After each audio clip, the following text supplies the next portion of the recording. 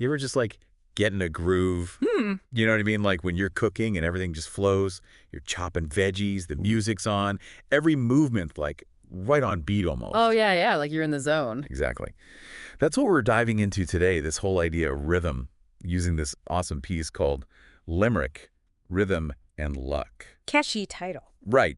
And get this, the word of the day is limerick. It's a 5-line, kind of funny poem with rhymes and everything. We'll come back to that. But first, Oh, the source talks about how humans are like hardwired to love patterns. that makes sense, right? Yeah, like we crave them for survival. Does that resonate with you? What kind of patterns pop into your head when you think about that?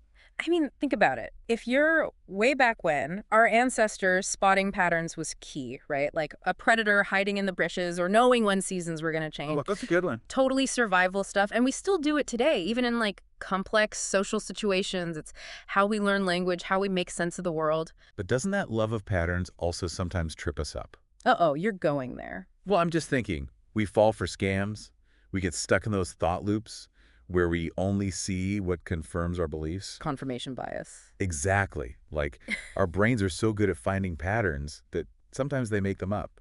True, true. It's like our superpower and our Achilles heel all rolled into one. We got to stay curious and keep challenging what we think we see, you know? But going back to rhythm, the source makes this point about how rhythm helps us focus, helps us be more efficient.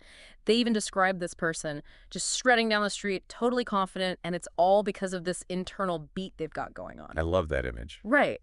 Makes you think, have you ever noticed how rhythm, even a subtle one, affects what you do? I totally tap into that inner rhythm sometimes, especially when I'm writing. Speaking of hitting your stride, the source compares mastering rhythm to becoming a good writer. Do you think that applies to, like, everything in life? Yeah. Or are there some things where natural talent just trumps hard work and rhythm? Interesting.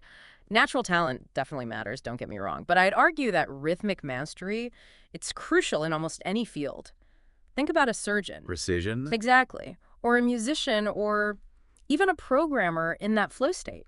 Mhm. Practice, it builds this fluidity. It's like you can anticipate and react almost effortlessly. That's the dream. Right. And I remember when I was first learning to code, Oh, tell me about it. I'm still trying to find the rhythm with writing. It's tough. it's a process. But that struggle, it kind of leads to this cool idea, like creating your own luck through hard work and this rhythmic mastery. The more you practice, the more you hit that flow state, and opportunities just seem to, I don't know, appear like magic almost. Like you're attracting them. Yeah. For me, it was mastering this really complex coding concept, and out of the blue, this job offer came in. I hadn't even applied. Wow. It was like mastering that rhythm that opened the door. So that feeling of being in the groove, it's not just feel-good vibes. It can have real results. It's like that saying, luck is what happens when preparation meets opportunity. 100%. And speaking of luck, the source brings up this great Irish proverb.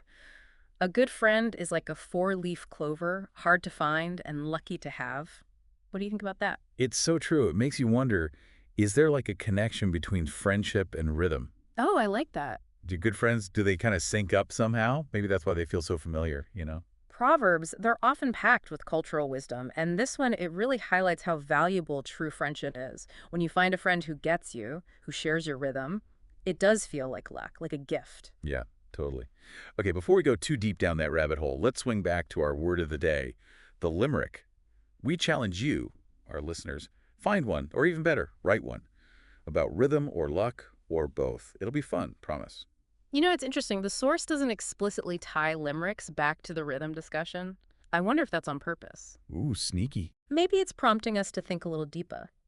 Because a limerick, with its strict structure, the rhymes, the syllable count, it's got its own inherent rhythm, right? A hidden layer of rhythm. I love it. Right. Well, on that note, we hope this deep dive helps you find your own rhythm and, hey, maybe even create a little luck along the way. Happy rhythm finding, everyone.